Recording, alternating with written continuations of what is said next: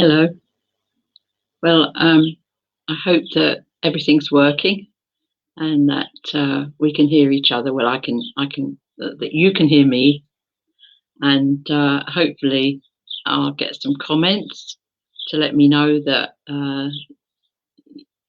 what I'm doing isn't falling on deaf ears, as it were. Uh, and I was really worried about. I was worried about people being worried. There's an absolute earthquake of negative information coming out around the media.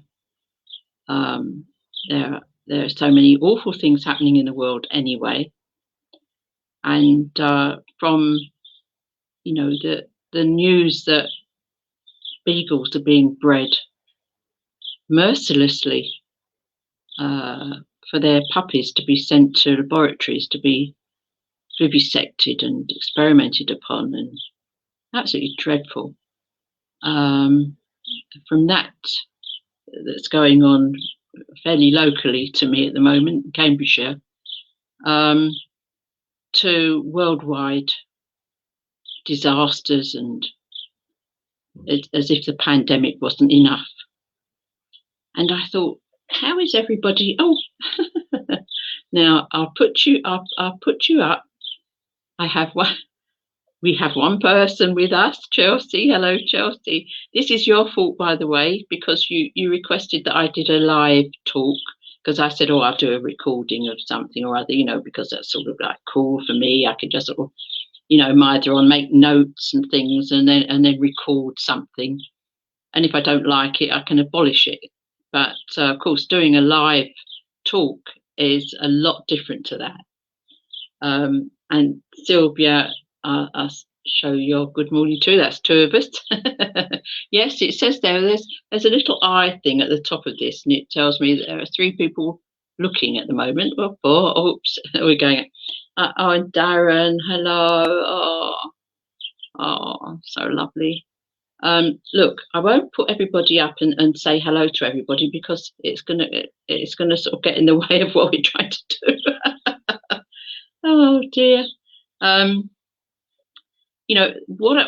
What we're trying to do is to give some suggestion as to how we get over this. They talk about post-traumatic stress disorder, which is of course a very awful thing that happens to people who've gone through major trauma. We assume, that it really talks about major trauma. But if you think about it, we're all suffering from that from the day we get here, because we come out of our mums crying our eyes out, don't we? Oh, don't want to be here. Oh, what was that? Oh, that was traumatic. So therefore, everything that happened after we came out of that birth canal, or out of the sunshine roof, as my eldest son calls it, the cesarean, we're suffering from post-traumatic stress disorder. So it isn't surprising, therefore, is it, that the whole human race is in absolute turmoil most of the time, and getting all these sort of bad vibes coming at us from everywhere, and knowledge. The truth does hurt. Knowledge is painful, because it means that that old saying of where ignorance is bliss, 'tis folly to be wise. Blissful ignorance is a state that we don't want to be in, but to be wise, to have knowledge, is very painful. Right from the beginning of time, I mean, it was talked about in the Bible. If you ate from the tree of knowledge, all sorts of things, terrible things befell the human race after that. It's only an allegory, but some people take it seriously and think that that's absolute. But the truth there, nevertheless, is in that we are all traumatized by our lives, and some are more traumatized than others. This is true, and some have their difficulties lessened somewhat or assuaged somewhat because they maybe live in comfortable surroundings, or perhaps they haven't been as ill as next person, or they haven't had to go through operations, whatever. But in general, the whole world is an absolute melee, isn't it, of upsets and troubles and worries. And we're in the midst of all this, each one of us. So how on earth do we get over it? Oh, Kathy. I'll put that up because it may be relevant. I'm not sure. My lovely partner.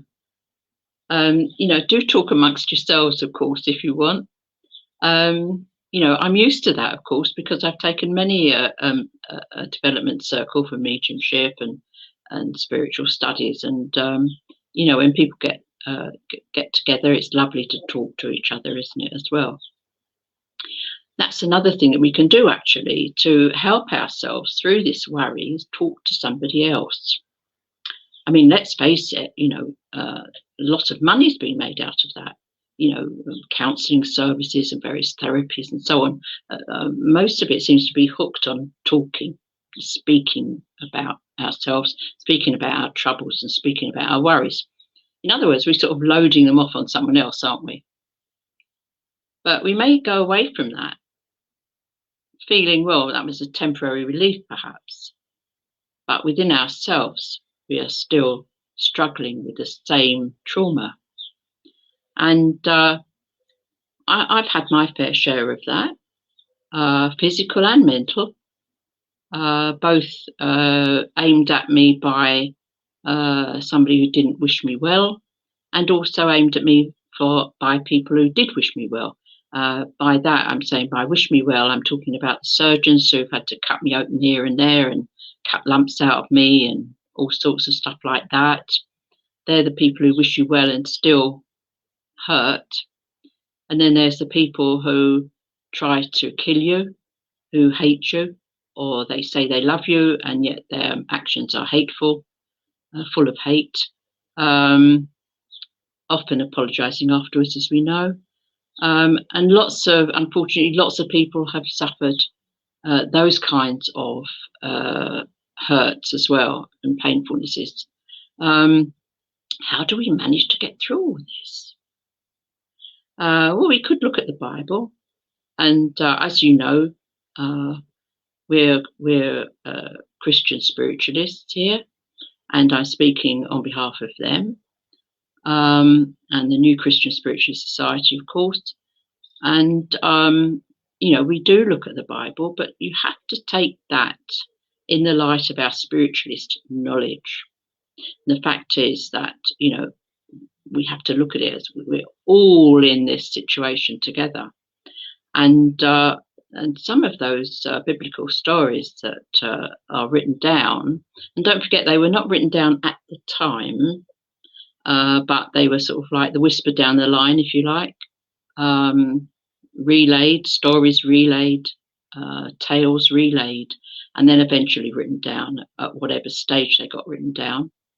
And it looks very, very exclusive in some respects, but particularly when you look at the New Testament, the New Covenant, and look at what's written there. And you could be forgiven for thinking the whole tractate is anti-Semitic or anti-Jew. And you could say it's even anti-everybody who isn't identified themselves as a Christian person. So that can't be very spiritual, can it? And I think it would be nice if we as spiritualists looked through those biblical stories, realizing in the light of our knowledge that truly spiritual people are not hate-filled towards anybody. And in fact, Jesus himself said, love one another, but you wouldn't expect that when you read what apparently, how Paul and Silas been arrested, for going around preaching and so on, would have you believe they're actually talking about, well, Herod did so-and-so and the Jewish people hated them. Well, no, they couldn't have. Paul was a Jew himself, and he even circumcised a man who wasn't who wasn't circumcised, whose mother was Jewish, and therefore, according to Jewish law, which Paul was very conversant with, of course, meant that he was a Jew, and but uncircumcised, and he actually circumcised him. And yet, full of contradictions, it then says that the Jewish people hated them. Well, no, I don't think so. And the other thing is that after this, it's in Acts actually. If you look at it, it's in Acts 16. Yeah, Acts 16. I'm sure I'm right. And he goes then to Mary, who's another Jew. So I mean, these people were Jews themselves, and Jewish. And yes, they were followers of the spiritual way, and they were thereafter called Christians, but they didn't hate their own people. And to have the writers of these stories actually add that in shows their own bias and prejudice. And I think we should take all of that with a pinch of salt. Unfortunately, people don't, but I would advise it.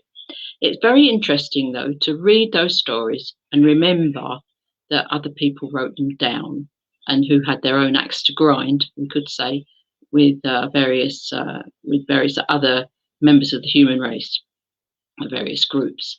So, how do we look at that and get some comfort from it? Well, apart from being uplifted generally, oh look, now what?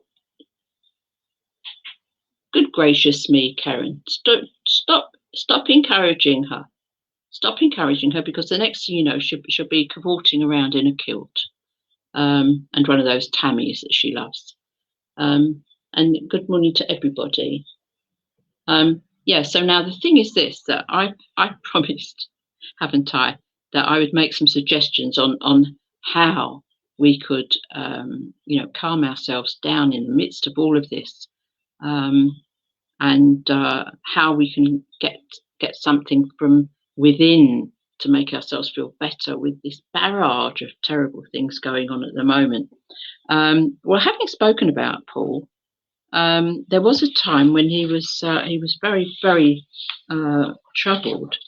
Well, most of the time, of course. And what happened was, I'll read it to you actually, because I've got it written here. And the other thing is, it talks about people who have mediumistic abilities. And Paul says, once when we were going to the place of prayer, we were met by a female slave.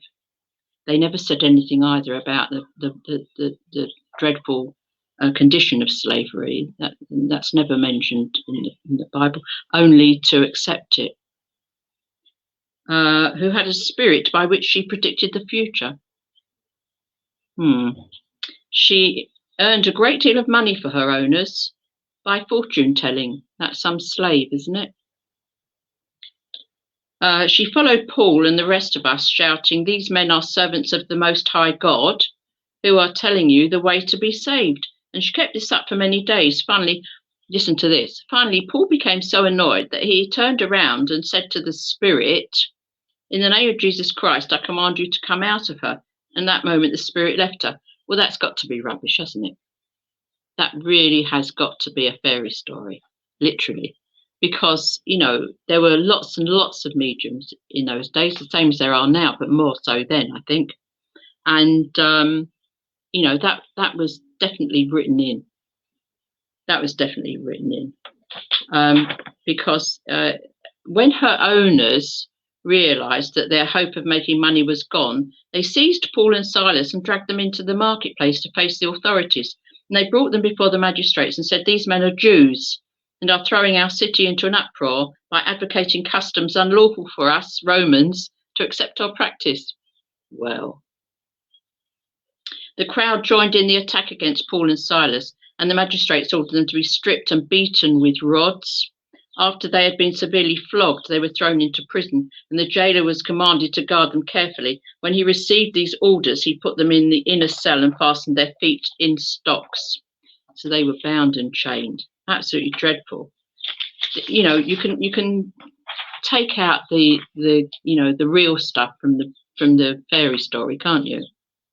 About midnight, Paul and Silas were praying and singing hymns to God, and the other prisoners were listening to them. Suddenly there was such a violent earthquake that the foundations of the prison were shaken. At once all the prison doors flew open and everyone's chains came loose.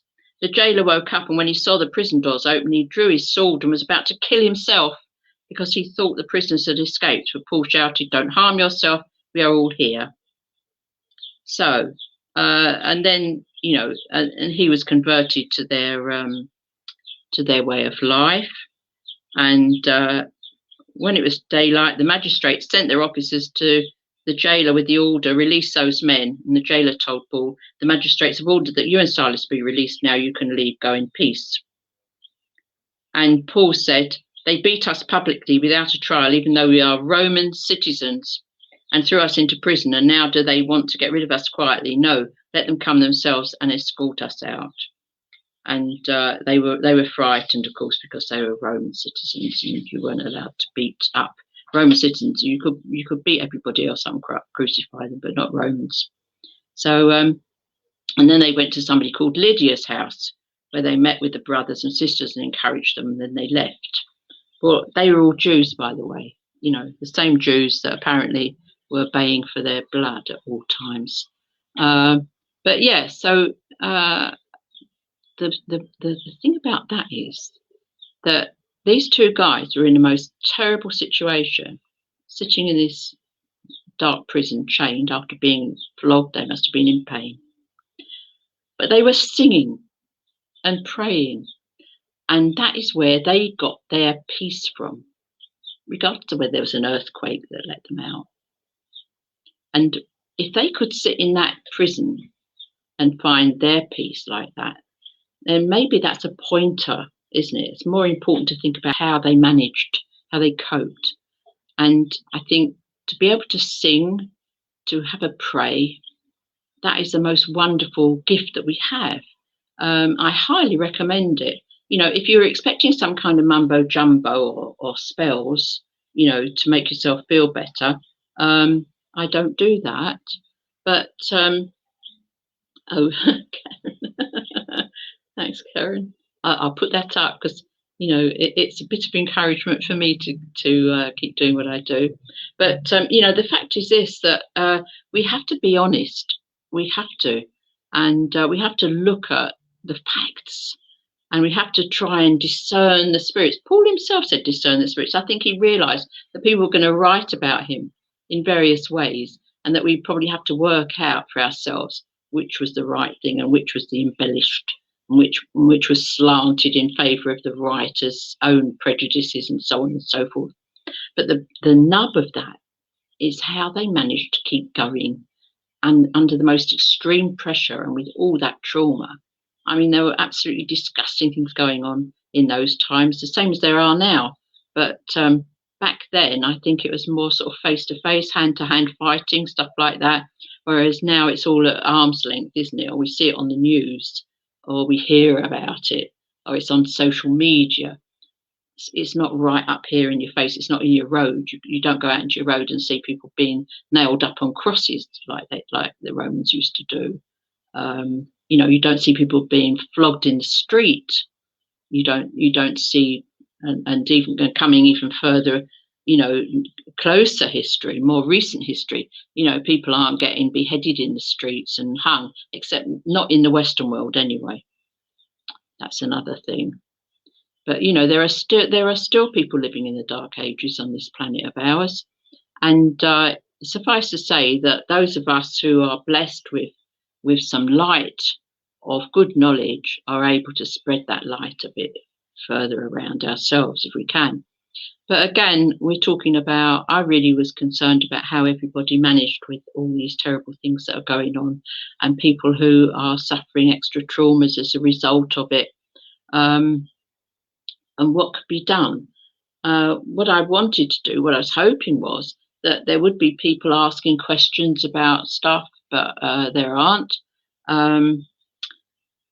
I could say that saying prayers is fine, but if you say a prayer from your heart, that's what it is. You have to find that place within of love and send your prayers out on that vibration. Um, you know, it's not enough just to say a prayer or light a candle or do some kind of thing thinking that this is going to help. No, what is going to help is your direct communication with the Great Spirit via our friends and our helpers and the angels who take our requests higher and higher and higher. I always say higher and higher. Look, it's all interpenetrated, right? This world is on a grid. We can understand that more because there is a world wide web, isn't there? Well, it is a universal web that we're all connected in with. And so therefore, we can find that attunement and get our prayers out. And we need to get them out on this love frequency. And I'm talking about unconditional love.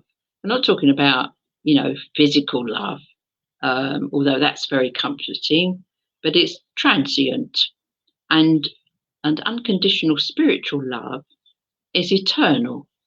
And in that way, we can link with the eternal spirit that is what we call God.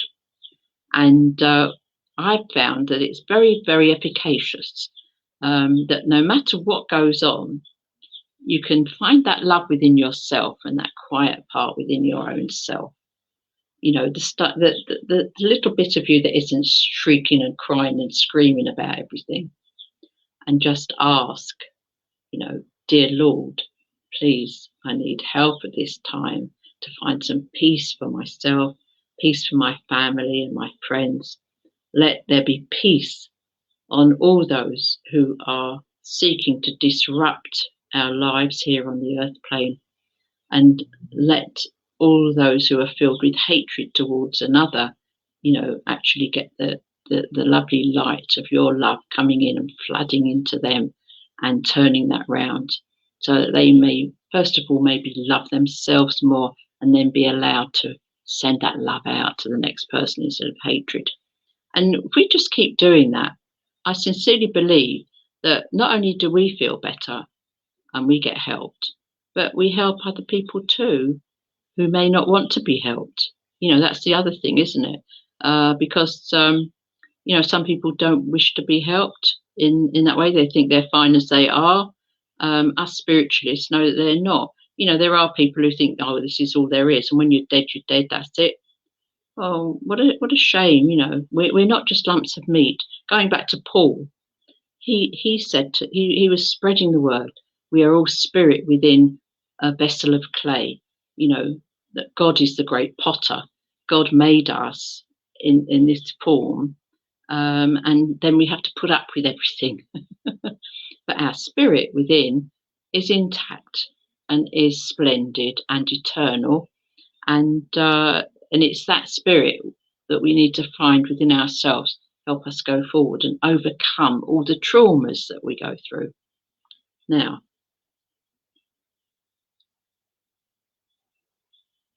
I've just seen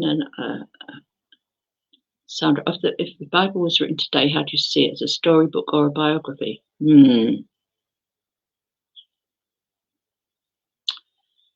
It's both, isn't it? The Old Testament is basically a history book. Trying to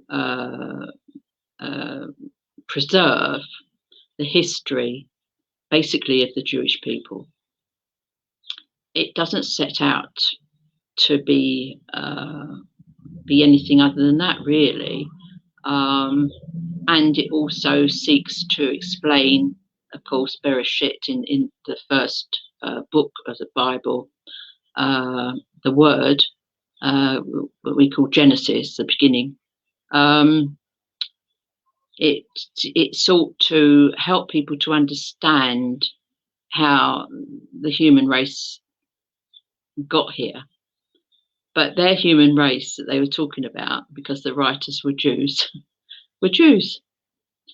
They didn't talk about any other races or anything, because they had not that understanding themselves. So we can only write what we understand ourselves, or we get given revelation from spirit, don't we?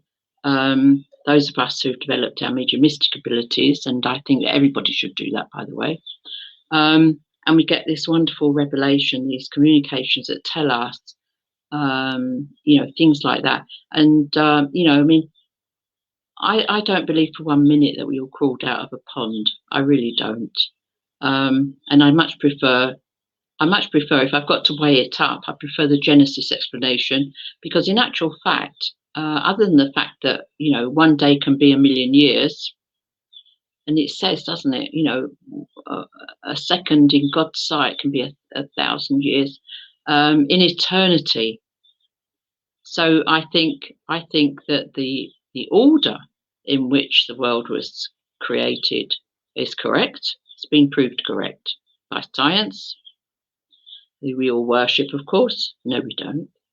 But science meaning knowledge. We have knowledge of how the earth evolved itself, how it grew, but it doesn't say, it doesn't show anywhere that there are any skeletal remains or anything to prove the theory that we were once fish or gorillas or chimpanzees or anything like it. And in fact, what I remember, one of my abiding memories is I did a biology diploma, when I was at school, when I was leaving school. And I did it on Darwin's theory of evolution. And during that time, the Piltdown man, who Professor Leakey had declared was the missing link, it was definitely a Neanderthal, turned out to be a hoax. And we all had to ceremoniously put our pen through that paragraph in our book that talked about the Piltdown man. So we haven't got any.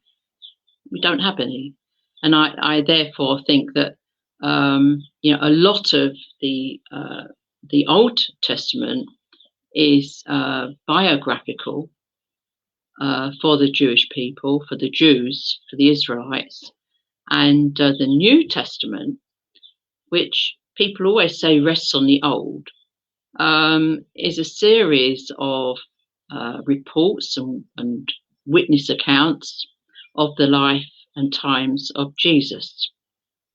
And the Council of Nicaea in the 4th century decided which books of the Bible to keep together, the New Testament that is, and which not. And so the 4 Gospels, synoptic, they're the ones that most resembled each other: Matthew, Mark, Luke, and John. So they were kept in, and there were others that were discarded. We'll never have the benefit of seeing, except that now with the Dead Sea Scrolls, of course, coming to light, we have a little more understanding. I think that if we were to look at the Bible properly in a spiritualist way, we should be able to discern for ourselves what was propaganda, what was downright untruths, and what was the truth. In amongst it all, there are these lovely nubs of statements that we know must have been true according to our spiritualist understanding. All the things that people call miracles, we understand about miracles very well. We have miracles every day, don't we? All of us who are understanding of the spiritualist way of life. We look about and know that when we wake up in the morning, if we're still in one piece, some of us, that's a miracle in itself. If we manage to do something that otherwise we might not have been able to do, that is also a miracle. We have to look for the little miracles in life. That also keeps you cheerful in the face of all this, sadness that's going on around us at the moment. So I hope that that's I hope that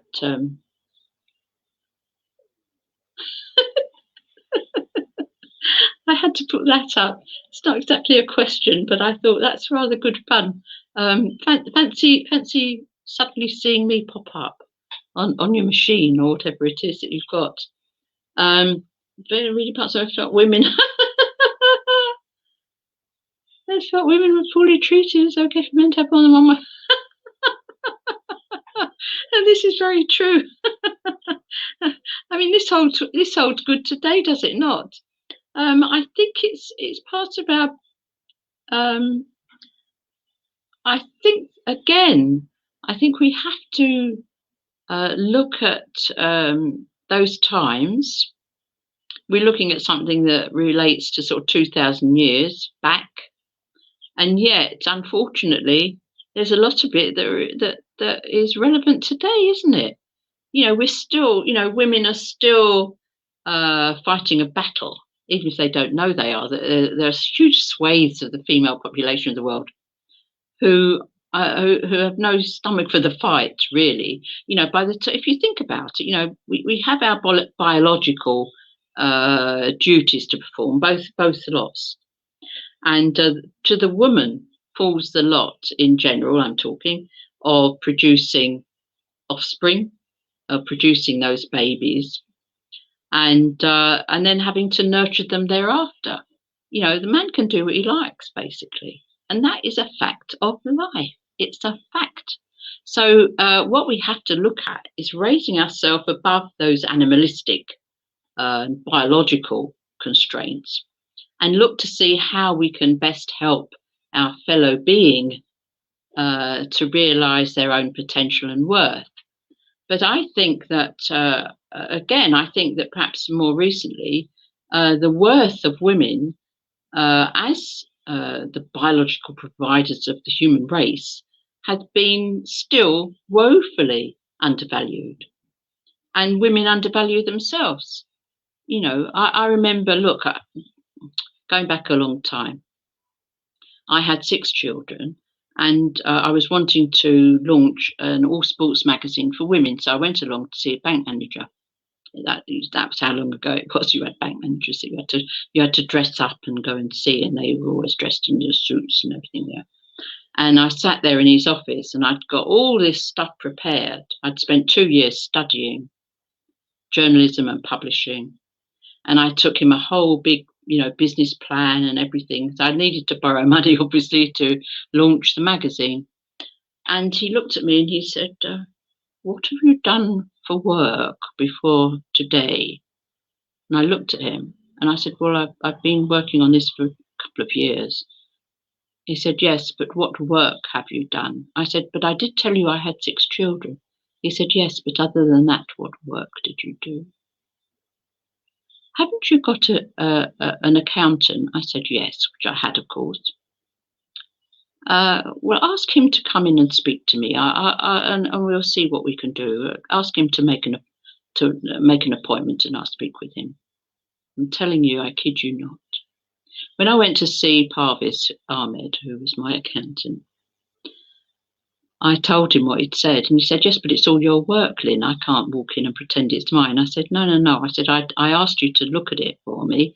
Now I'm asking you if you would take it to the bank manager and just present it and then see what he says." And I actually said to him, whatever you manage to get, I said, you can have the odd hundreds. And of course, bless him, he did. And they did, and the magazine got published. But that is not that long ago. So, anybody who's had any children at all and had to look after them will know that it's quite a full-time work. But yeah, so Anthony, I think that when you look at it, when you look back at the beginning of this, I think I said something about slaves and the Bible not having anything to say bad about having slaves, and the situation for women. It didn't say anything about that. And in fact, Jesus himself said, "Render unto Caesar that which is Caesar's, and unto God that which is God." In other words, he was saying, look, whatever is going on in the world, with them, with these Romans, just have to get on with it, and we will do our spiritual stuff. But he was not a rebel. He was not a revolutionary in that respect.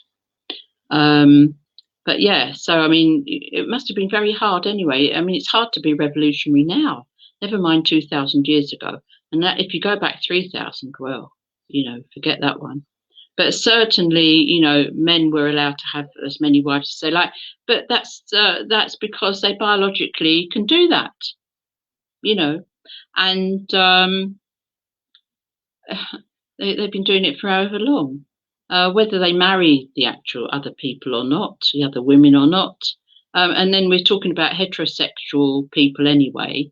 And it doesn't make any sort of provision, does it? Biblical provision at all for people who have same-sex attractions or have no sex attraction.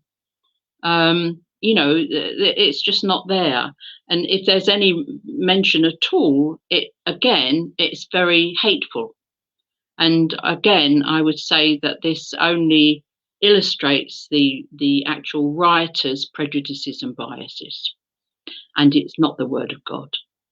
Because God made, if we accept that God made the world and everything in it and everybody in it, and that we are made in the image of God, Elohim, spirits.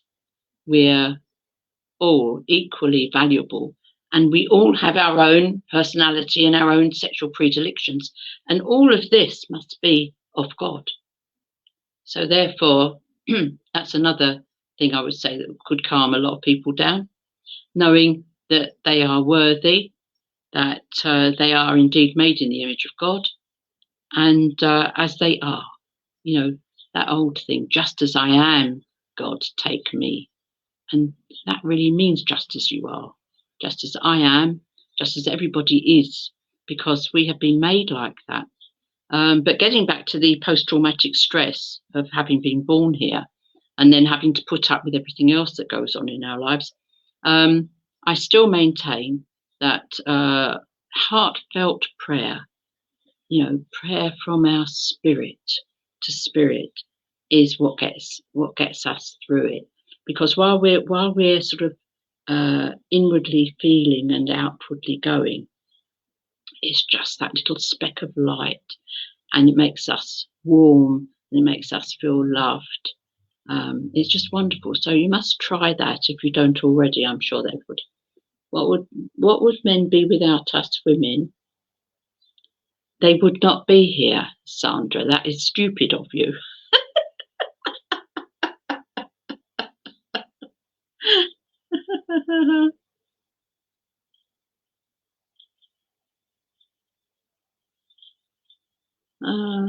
I don't know if anybody else said anything they would like to answer. I wonder if Chelsea's fallen off her chair because she has children too, and has to really look after them. We all at different stages in our lives have different things to do, and the only thing I can cheer you up with on that one is that apparently we do sign up for everything before we get here. Well, not for everything, but for certain things as we are travelling through life, and therefore we must make the best of whatever it is. Now, I suppose I would like to leave you with something that would benefit you, and I think it's always prayer, isn't it? It's always prayer. I always have little prayers all over the place, I leave myself little prayers everywhere. So I'm looking on my desk here, you see, because I've got all sorts of things on my desk. Interestingly, I've got the words of the Hatikva, which is the hope. That is the national anthem of Israel. They didn't have one of those in Jesus' time, but I'm sure that he would have approved of that. What I've got here is, looking at me here is, as far as I can see, Harry Edwards, who was a Christian spiritualist. And I'll take you off. Sorry, Anthony, I forget all these technological things. I have here this Harry Edwards prayer. So shall we have the Harry Edwards prayer? Yeah, I'll try and read it in the gloom. I turned that big light off because it sort of tends to sort of shower me with light, and I think that that's a little bit too much. All right, let's find that nice calm for ourselves. May I be thankful for all the blessings I already have. Grant me relief from pain and sickness. Protect me from all ills and grant me good health in the days to come. Remove all causes of imperfections and being thy healing ministers, bring thy healing ministers close to me, that I may be connected of their presence and so receive guidance and inspiration.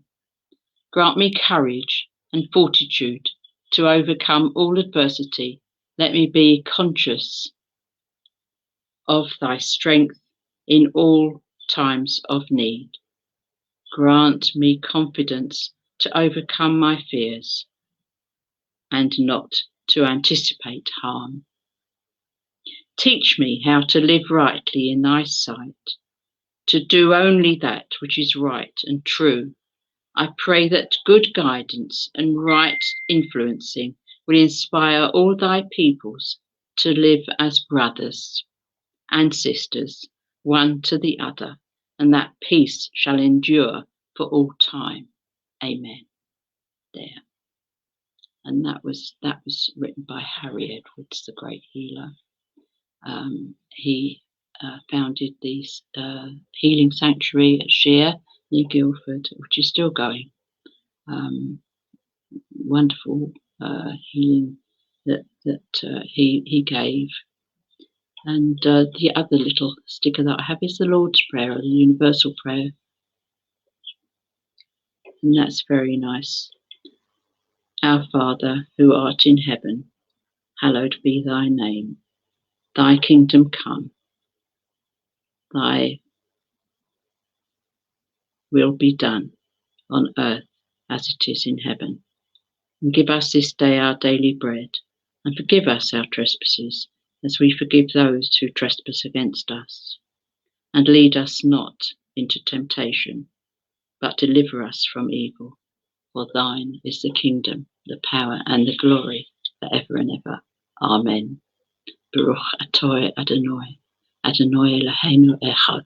Baruch atoi Adonai, Me'elech le'olam vaed. There, as Jesus would have said. So, I hope that you've had a pleasant little while with me. I don't know how long we've been chatting for.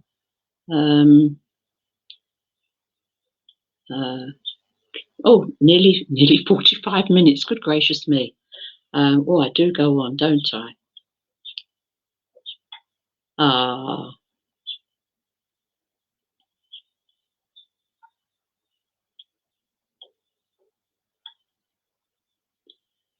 I say it when I go to bed or when I lie down, which is sometimes 3 or 4 times a day, and when I rise up, because that is what the inspiration of God told Moses when he was wandering in the desert that time.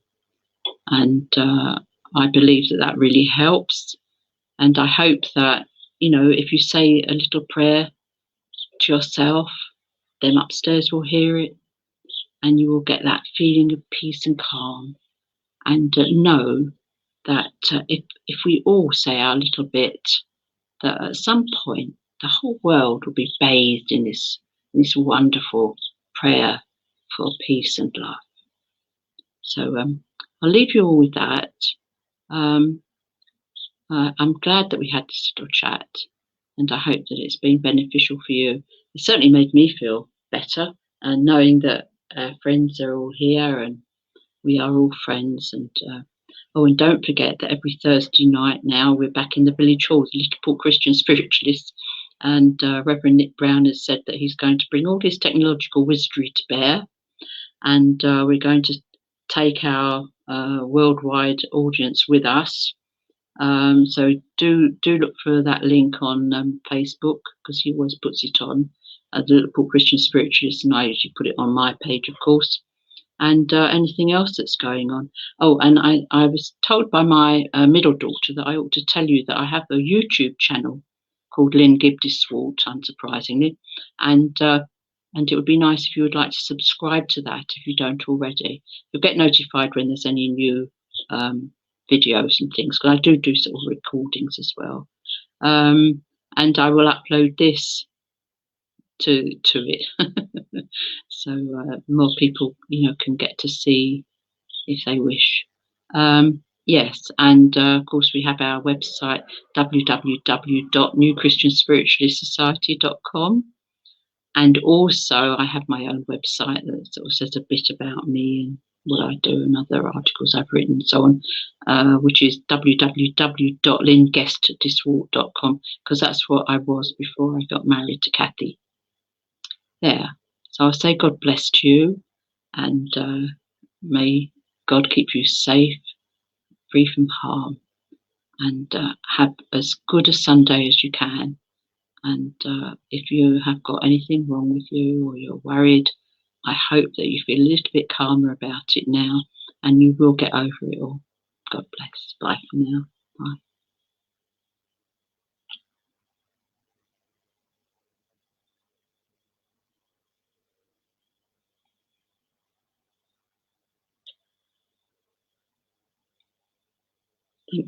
Thank you, Sandra.